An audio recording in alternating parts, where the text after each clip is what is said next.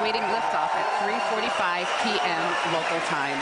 Welcome to our live launch webcast. My name is Lauren Lyons. I'm an engineer in our Flight Reliability Department here at SpaceX.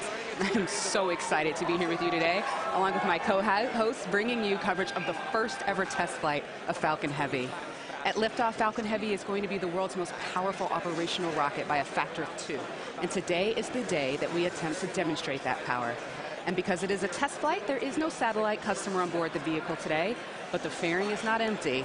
We do have some very interesting payloads going up on this flight that we'll talk about later on in the webcast. We'll also walk you through the mission profile because this ain't your typical Falcon launch. We've got 28 engines, 3 boosters, 3 separation events, 3 landing attempts, and there's going to be a lot of activity happening all at once. So this test flight is bound to be exciting one way or another. All right, we've got a ton to walk you through today, so let's get going. Hi, I'm Michael Hammersley, a materials engineer in the avionics department. We're very excited. I'm sure you can hear it.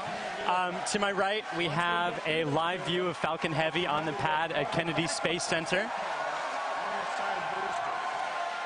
Falcon Heavy is essentially 3 Falcon 9 rockets all strapped together, which means it can carry much larger payloads not only to Earth orbit, but to the Moon and Mars as well. So like Falcon 9, Falcon Heavy is a 2-stage launch vehicle. The big difference is that the first stage in Falcon Heavy is comprised of 3 cores, while Falcon 9 has only 1. Now, each one of these 3 cores has 9 M1D engines, making for a total of 27 engines overall. Altogether, those engines produce 5 million pounds of thrust, which is equal to 18 747s at takeoff. In fact, the engines are producing so much power that we don't run them at full thrust all at once. So during ascent, Falcon Heavy will throttle its thrust up and down in both the side and the center cores in order to balance the aerodynamic and structural loads on the vehicle. So about halfway through the first stage's burn, the 2 side boosters will separate and come back to Earth for a simultaneous landing at Cape Canaveral Air Force Station. More about that a bit later.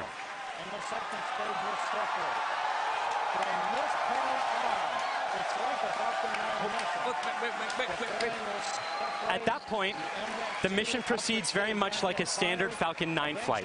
The center core will keep on firing for another minute to burn all of its fuel, and it will perform a standard stage separation from the second stage on top. This second stage, with the fairing right at the very top there, the second stage is exactly the same as any other Falcon 9 flight, except we've loaded a bit more helium onto it this time. Now, that second stage will be sending our payload way out into a Mars-crossing orbit, which we'll also get into a bit later. But all in all, with a successful launch, Falcon Heavy is going to be the largest and most powerful operational rocket in the world. We're very excited to be launching it today. Let's check in on exactly how it's doing. Good afternoon. I'm John Innsbrucker, the Falcon Principal Integration Engineer at SpaceX. We're currently at T-minus 17 minutes, 40 seconds and counting down. The good news is that all systems are go for launch. We're working no problems with the SpaceX test flight of the Falcon Heavy launch vehicle.